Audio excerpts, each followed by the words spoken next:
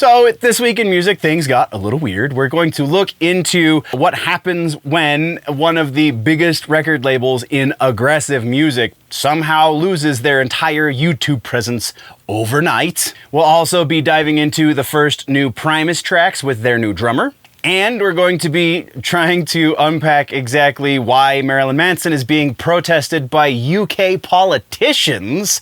We got that to unpack. We have quite a bit more, so let's go.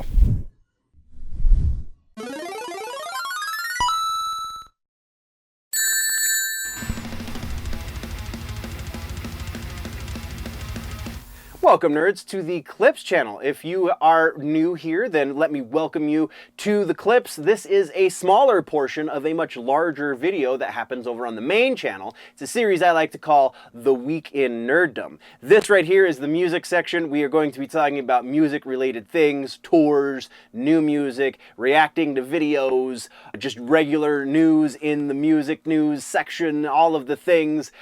Super excited to have you here. Let's get into the news.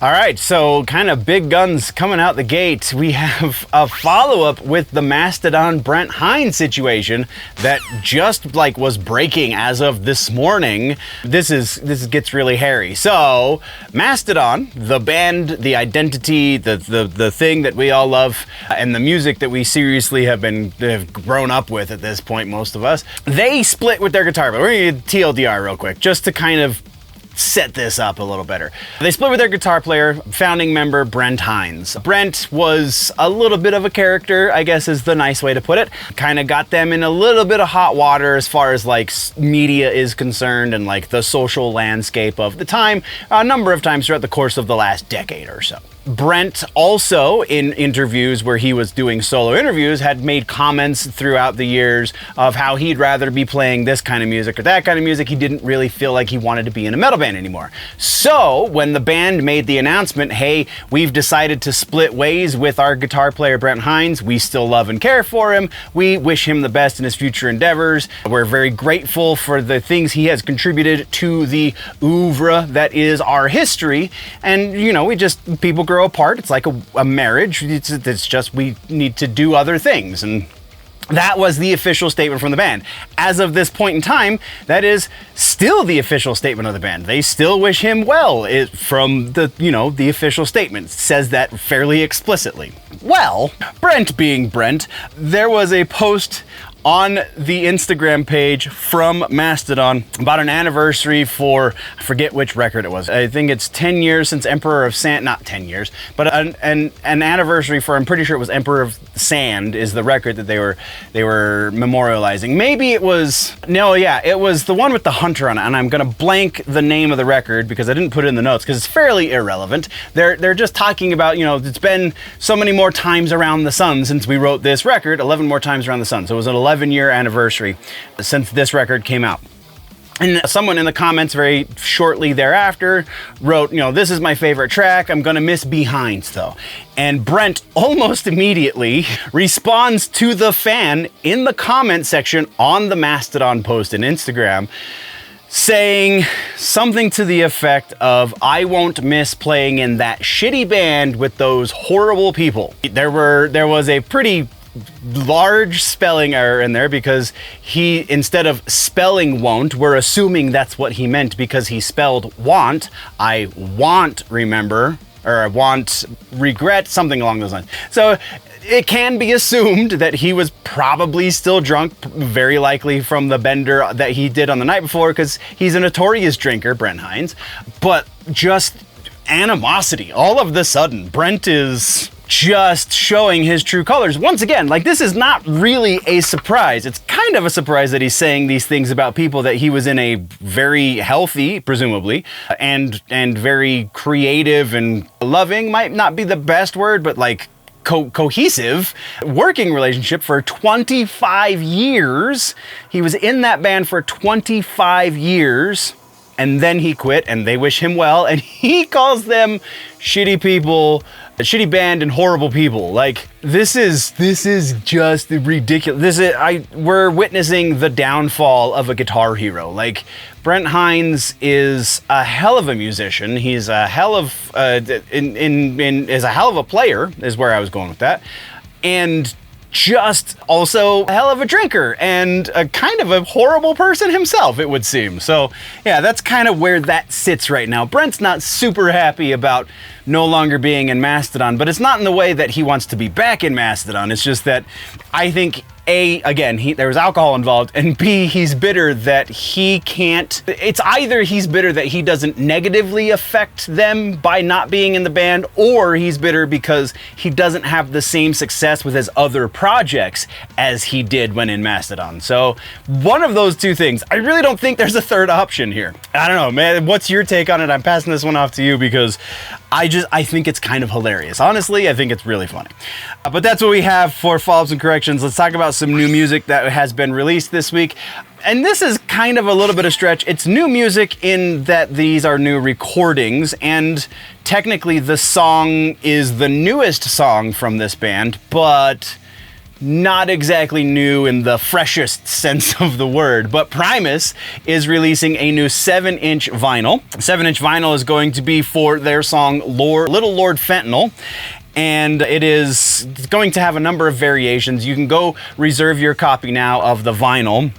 The song has been on streaming services for about 2 months at this point. So if you haven't heard it, go check it out, because honestly, some of the better Primus that's come out over the course of the last few years. So I totally dig this new track. But this is the first studio recording, Little Lord Fentanyl's first studio recording of their new drummer, where'd his name go? John Hoffman. The B-side on this 7-inch is a live recording of their song Duchess and the Proverbial Mind Spread. This song came out originally, the studio version came out in, a long time ago. I didn't put that in the notes because I take amazing notes, you know this. But this is a live version that was recorded at the Mann Music Center in Philadelphia. And this is the first live recording with drummer John Hoffman. So super exciting there. The physical copies of this record, if you don't pre-order it, there should be some available on the next Primus tour, which happens in July. Physical copies in retail will not be available until August. So if you want it sooner rather than later, go pre-order it so you get it in the mail, or wait and buy it from the band directly at the show. And if you really don't want to do either of those things, or you can't afford to go see them at the show because concerts are really expensive these days, and no one should be financing concert tickets. That is ridiculous. Don't do it. But if you can't afford that, then you got to wait until August in order to get the physical copy in stores. That is the one piece of new music news that we have. Let's talk about tours that have been announced since we last spoke.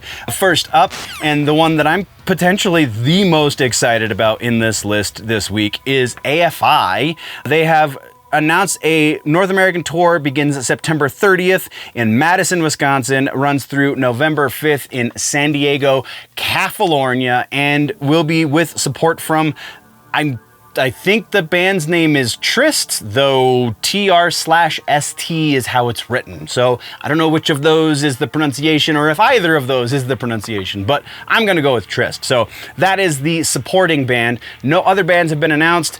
Very likely, considering the last few years, the last few tours AFI has gone on, they are just doing basically their entire catalog. Each night is a different set list.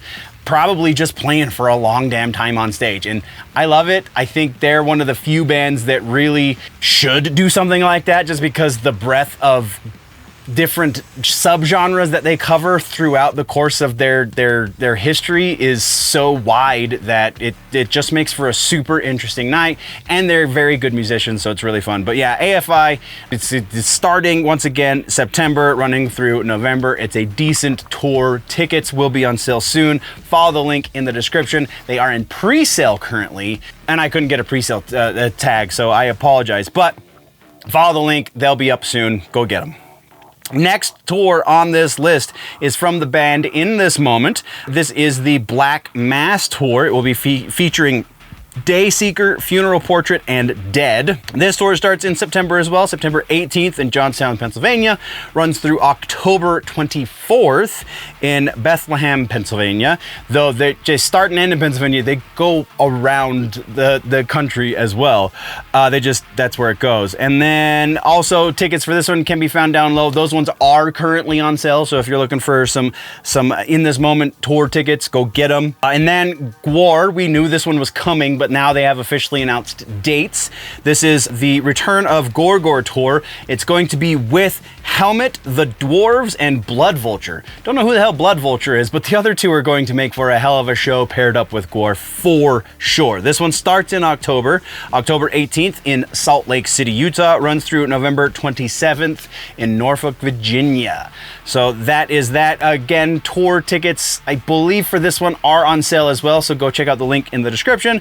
And then potentially the most artsy kind of cool kind of tour announced this last week is the Queens of the Stone Age have announced the Catacombs Tour 2025. So they just released a live record from the Catacombs where they recorded it, and it was really cool. It was a live recording in the Catacombs. I can't remember exactly which catacombs they recorded it in, but either way, that's the shtick here, is they're doing a whole tour where they find these really cool little venues that are super old and have these awesome stories. The official quote for the description of this tour is that it is a limited series of very special one-night only evenings at a curated selection of North America's most historic theaters. So there will be a European leg of this tour as well. It is currently being solidified. None of those dates have been announced just yet. This is starting in October, on October 2nd in Chicago, runs through November 21st in New Orleans, Louisiana.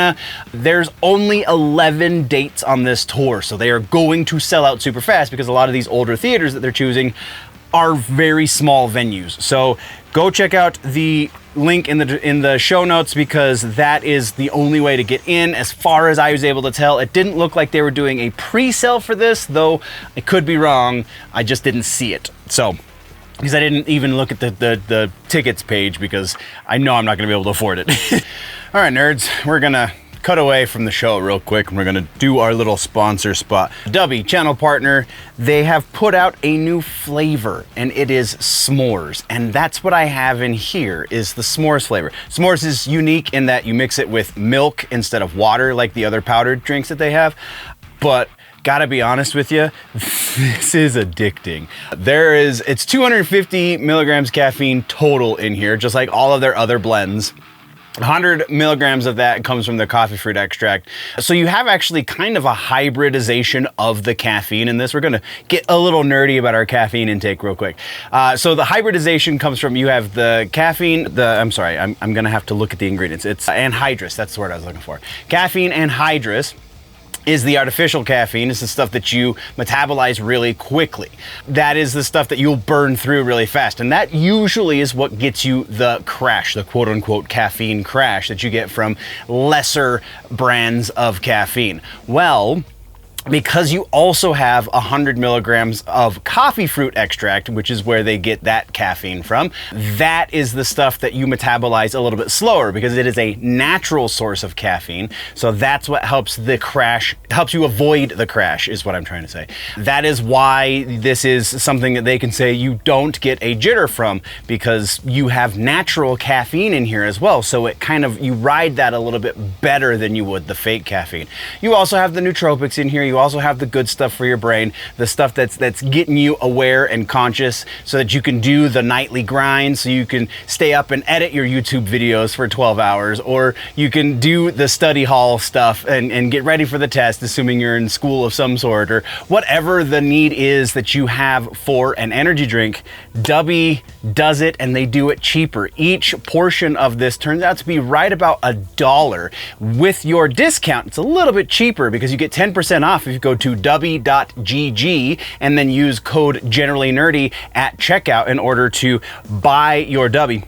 I'm halfway through my first s'mores portion, and so normally I film these after I've already filmed the show for the day. We're doing it before because I'm definitely going to finish this before I'm done filming the show because it's legitimately really delicious. Like dangerously tasty. Tastes just like it's more like a chocolate shake with marshmallows than s'mores, but like that's kind of what s'mores is chocolate and marshmallows, right? And it's exactly what this tastes like. So DUBBY s'mores is their new special flavor. They're the only people who do a s'mores flavor. Most of the other flavors they have are kind of variations on something that everybody else does. This is absolutely unique to DUBBY. Super dig it. I'm appreciative that they chose to partner with the channel. I'm super happy for that. Again, is the website. Code Generally Nerdy at checkout gets you 10% off your whole cart when you check out. You can only use one code at a time, so you know, be aware. And they run specials all the time outside of that too. So if you get on the mailing list, you'll catch all the specials. You can always use my code though, Generally Nerdy at checkout, and that will always get you 10% unless you have another code. So go check out DUBBY. I'm gonna finish this soon and we're gonna get back to the show now. So that is what we have for tours and festivals this week in music. Let's talk about some regular ass news. The big one here that we're kicking off the subsection with is Nuclear Blast Records has lost their YouTube channel. No explanation as to why. The only thing that Nuclear Blast themselves are saying is that it is an external issue, quote unquote. Whatever the hell that means is really up to anybody's interpretation because nobody is elaborating on it. YouTube is not making any comment because why would they? And Nuclear Blast, that is their comment. External issue. What is? I don't understand. Last week we didn't talk about this. Actually, it might have even been 2 weeks ago, but still we didn't talk about it. They're pulling off of X. They're no longer going to be using Twitter as a promotion social media platform. They're just not going to be there anymore because reasons. I'm sure it has something to do with Elon Musk being a Nazi or something like that because, oh my God, whatever.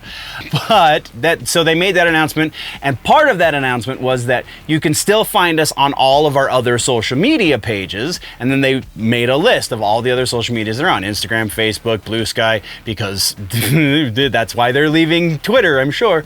And then YouTube was part of that list. Now they don't even have a YouTube channel, and that seems to be out of their control because also part of the statement where they blame it on a quote external issue, they also say that they're working with YouTube in order to reinstate their channel. So if you're looking to watch something on Nuclear Blast's YouTube channel, it might be a few days before you can. Next up on the list, we have Marilyn Manson is being protested once again. Apparently it's cool to like Marilyn Manson because politicians have once again begun protesting him. This time it's in the UK. It is two separate politicians. One of the politicians is a council member for the township that he's trying to play, well, that he's booked to play in. Like the tour is booked, and this is not affecting anything on the tour yet. Very likely will not. Neither of these politicians have the pull in order to cancel the show. But we'll get to it. Some petitions have been signed at the behest of the second politician. But the first politician is a council member, a city council member or something along those lines for the township that Manson's trying to play in. The township is called, and it's actually three separate towns that are together politically. But with a being, where is it? I know I wrote it down. There it is. Bournemouth, maybe? Bournemouth in the UK. So again, this is UK show. And she says that she doesn't feel that the shock rocker, quote, reflects the values, unquote, of the community that she is a part of. It seems that, again, this is all for naught because the council that she sits on has no control over the venue. Like there is some sort of like backdoor stuff, or maybe that's makes it sound a little bit more nefarious. They have a contract with this venue, but specifically for their events, not as a means of controlling the venue. So this is all just a show. But then there's another politician who's slightly higher up in the world of politics in the UK. This one is, and there's a longer quote from him, but this is the one that has a couple of petitions that have been signed by like the local college and victim organizations that that try to help victims and stuff, because his stance is not only a moral stance. All of this stems from, by the way, all of this stems from all of the accusations that Manson is currently trying to fight, that we've been covering ad nauseum for some. The news media at large has been covering ad nauseum for some time, for many years at this point, and most of which by now are on their way out of court, either being dismissed or settled out of court, so that we don't know the specific details of certain things or what have you. But either way, by and large, Manson is being found to be not guilty on a lot of these, and some of these are being found to have been fabricated, false accusations pressed up against the shock rocker in order to damage his reputation, which I don't know if you followed Marilyn Manson's career, does the opposite. So, I mean, there's that. But this secondary politician, the one with slightly more power, but again, not enough power to stop the show from happening because still booked, he's making this an issue of victims' rights. He's saying that he doesn't want people in the community to feel re-victimized. He doesn't want people to get victimized by Manson's existence in their community, which is pretty wild. But it is the UK, so like stuff like that shouldn't really surprise us, right? But I had to quote, there's a big long quote that he made, a statement that he made that really is just a whole lot of virtue signaling of, I'm better than you because I hate this shock rocker, is basically how it translates. But I had to quote one of these paragraphs because it was too good. So part of his statement reads, and I quote, "Freedom of expression is an important principle that should be defended." That's how he starts this statement. But continuing on, including in relation to artists. So far, totally on board, bro. But, we knew that one was coming. But there is an obvious risk to community cohesion, and the council has separate equalities, obligations to foster equities? No, equalities. What the hell?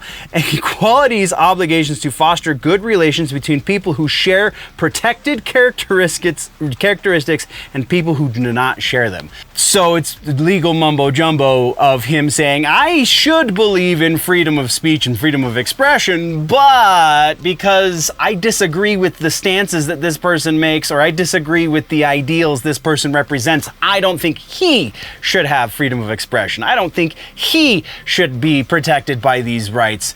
And again, this is all really just posturing because neither of these politicians have the ability to do anything about it. They just want to look good in the what they think is look good in the eyes of the people that they are going to vote for them. I don't know how the UK politics works, but Marilyn Manson's cool again because people hate him that are stick in the muds. Like, I mean, kudos to more so, I think, the female councilwoman, because hers is more of like, she understands the people in that township, in the whole little town area, because like I said, it's the 3 separate towns. She understands like the moral stuff that goes on there, like the things that they stand for, probably a little bit better than the guy who's further up the rung. And her stance is she's not getting extra like virtue signal stuff involved. She's just saying, I don't think that this should be here. It can happen somewhere else, but I don't think that the people in my community are going to support this. I think she's wrong, but I think that like that's still something that she fully believes in, she's sticking to.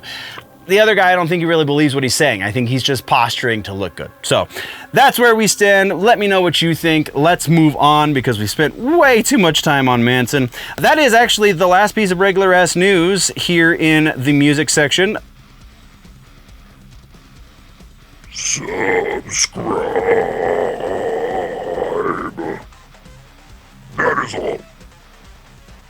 Let's talk now about our suggestion for the week. Musical suggestion this week is Knocked Loose's most recent record, You Won't Go Before You're Supposed To. This is one of the biggest aggressive releases in the last few years. One of the biggest standout tracks here is Suffocate. Obviously, it's everywhere. It's the song with Poppy, but the rest of the album is equally, if not better, equally as good, if not better. So this is, I mean, Knocked Loose is one of those bands that bridges the gap between hardcore and metal, and I fully am here for it because it is just like, it's good mosh music. It's good motivating, like, exercise music. It's good high energy, just want to break stuff kind of music, and sometimes like that's cathartic. So that's your suggestion for the week. Knocked Loose, You Won't Go Before You Have To.